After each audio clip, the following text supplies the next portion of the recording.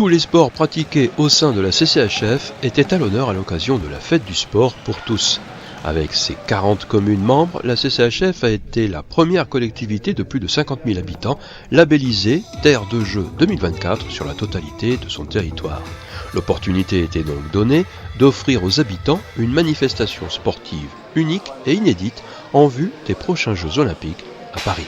À la communauté, on a eu la volonté politique au niveau des élus, mais également nous avons réussi à fédérer l'ensemble des services concernés pour que l'on puisse avoir une manifestation, une vraie manifestation dédiée au sport qui surtout sensibilise au maximum nos habitants.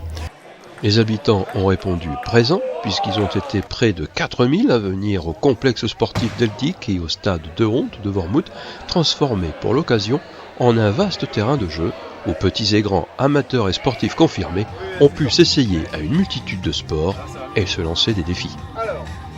C'est le vélo connecté.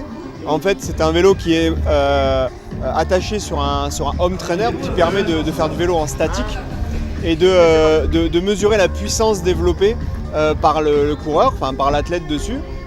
Et donc en fait, nous on utilise ici pour cette animation la puissance développée pour avancer sur un tour de piste du vélodrome de Saint-Quentin en Yvelines. Et grâce à ça, on peut aussi faire un classement puisqu'on a les données de puissance en instantané qu'on enregistre. Et en fait, chaque personne passe et celui qui développe la plus grosse puissance, du coup, remporte le défi aujourd'hui, quoi.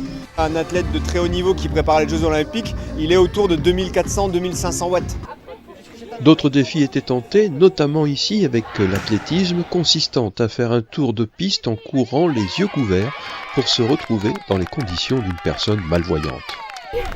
Ça fait comment de courir, les yeux bandés? Faut avoir confiance, mais c'est assez perturbant. Toutes les disciplines, qu'elles soient pour les gens valides ou pour les personnes qui sont malheureusement porteurs de handicap, la communauté a souhaité apporter une attention toute particulière vers le sport avec les personnes à mobilité réduite, et ce, quel que soit leur handicap. Et vu les nombres de remerciements que j'ai eus tout à l'heure de par ces personnes, véritablement c'est très très touchant, et je pense que les équipes ont réussi à toucher leur but. En effet, outre l'objectif de la journée qui était de faire gagner des billets d'entrée aux Jeux Olympiques de Paris, une grande place était donnée à l'handisport avec des défis dans chaque discipline sportive, mais l'événement était également rehaussé de la présence de 2 champions olympiques de l'handisport, Laurent Thirionnet et Olivier Liouen. Les 2 champions sont venus avec leur vélo de compétition, tandem sur mesure pour Olivier Liouen et vélo adapté pour Laurent Thirionnet. Alors moi j'ai la particularité, c'est de rouler comme je suis amputé d'une jambe, c'est de rouler avec une seule jambe, donc j'ai une petite coque pour mettre ce qui reste de ma cuisse, mais c'est un vélo classique, c'est le même vélo que les professionnels. Autour du sujet du handicap dans le sport, le public était invité à partager un moment d'échange avec des champions de l'handisport. Invités à cette rencontre également les représentants de l'OGS Football section sport adapté. Nous sommes champions du monde du groupe OGS de Grande-Sainte. Oui, mais quel groupe? Du sport adapté. À la fin de la journée, beaucoup de défis ont été relevés, des médailles ont été gagnées, entre autres petites récompenses, début d'inventaire. En faisant le parcours à vélo. Alors quel parcours à vélo? Le parcours là-bas près de la zone CCH. Voilà. Voilà les gagnants. Au judo, C'est les gagnants. Au judo, au judo, j'ai 4 ans. J'ai au judo, j'ai 6 ans. Vous avez découvert quoi comme... Il y a eu un sac avec une vitesse et tout. Mais c'est super ça. Et même une lumière pour le vélo. Ah, ça c'est bien. Ils ont été gâtés. Tu peux voir? On a tous les mêmes choses. Mais la chance.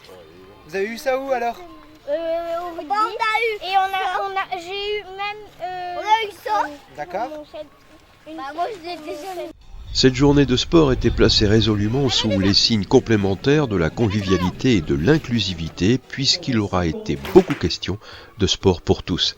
Et si les nageurs n'y étaient pas, André Figoureux, président de la CCHF, a une annonce à leur faire. Je profite de l'interview pour annoncer officiellement que l'INEO va ouvrir donc début juillet maintenant et sans retard possible.